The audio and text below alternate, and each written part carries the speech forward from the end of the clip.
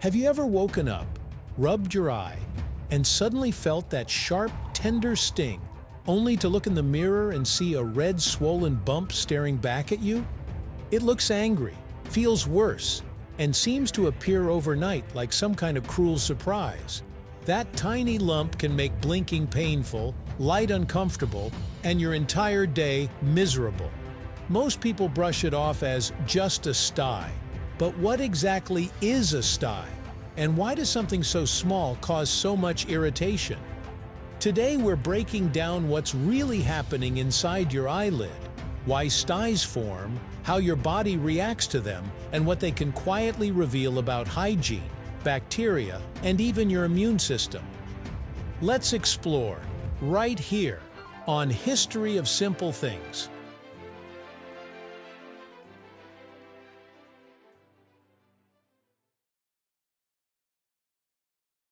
A stye, medically known as a hordeolum, is a localized infection that forms at the edge of the eyelid or just inside it. It usually starts when bacteria, most commonly Staphylococcus aureus, invade one of the tiny oil-producing glands in your eyelid. These glands are essential because they produce oils that help keep your eyes lubricated and your tears from evaporating too quickly. However, when one of these glands becomes blocked by dead skin cells, excess oil, or debris, it creates the perfect environment for bacteria to multiply. As the bacteria grow, your immune system jumps into action, sending white blood cells to fight the infection. The result is inflammation, redness, swelling, pain, and eventually a pus-filled bump that looks a lot like a pimple.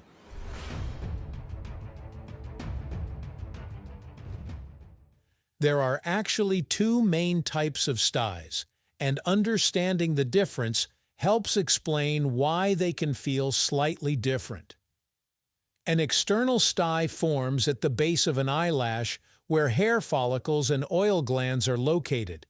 These are the ones most people recognize because they're visible on the outer eyelid and often develop a yellow or white head. Internal styes, on the other hand, form deeper inside the eyelid within the meibomian glands.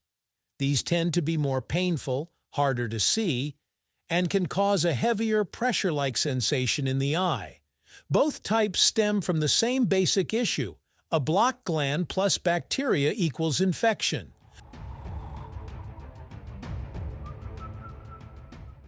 So why do styes seem to appear out of nowhere? In reality, small habits often play a big role. Touching your eyes with unwashed hands transfers bacteria directly to the eyelids. Old or contaminated makeup, especially eyeliner and mascara, can harbor bacteria that repeatedly infect the same glands. Incomplete makeup removal leaves residue that clogs oil glands overnight. Even contact lenses can increase risk if they're not cleaned properly.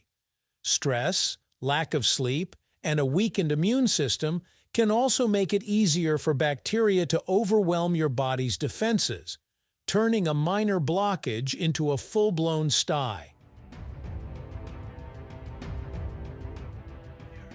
Once a stye forms, your body treats it like any other infection. Blood flow increases to the area, which is why the eyelid becomes red and warm. Swelling occurs as immune cells flood in to contain the bacteria. Pain and tenderness are signals from your nervous system warning you that something isn't right. Eventually, many styes develop a visible head filled with pus, which is made up of dead bacteria and immune cells. When the stye drains, either naturally or with gentle care, pressure is relieved, and healing usually begins quickly. Most styes resolve on their own within 1 to 2 weeks without leaving any lasting damage. Despite how tempting it may be, popping a stye is a bad idea.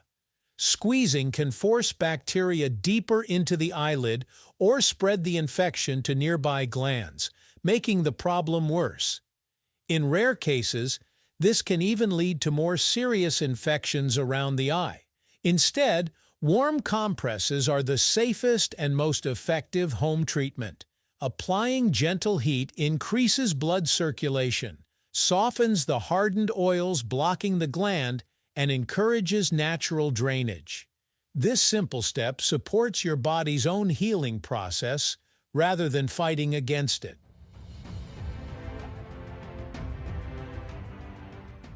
Sometimes a stye doesn't fully go away and transforms into something called a chalazion.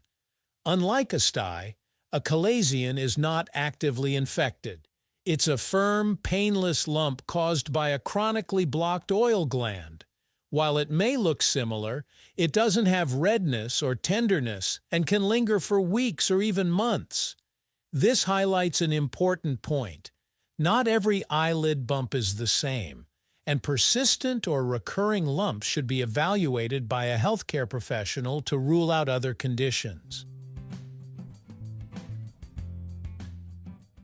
Styes also offer a surprisingly clear reminder of how interconnected hygiene and health really are. Your eyelids may seem clean, but they're exposed to bacteria constantly, from your hands, your environment, and even your own skin. When normal cleaning habits slip, or when glands don't function properly, infections can take hold quickly. For people who experience frequent styes, doctors sometimes recommend regular eyelid hygiene routines, including gentle cleansing of the eyelid margins to prevent blockages before they start.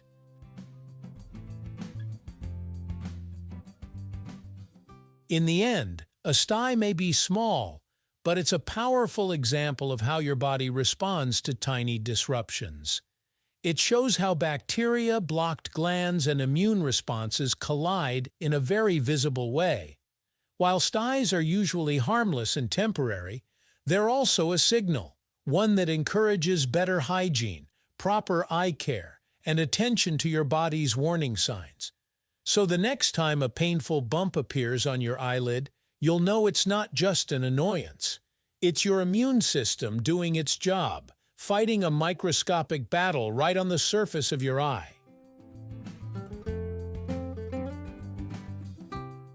Thank you for watching.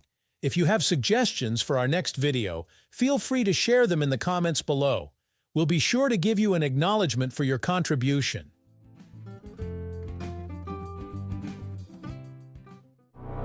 Thank you for joining us on this journey through the history of simple things. Don't forget to like, subscribe, and stay tuned for more stories woven through the smallest details.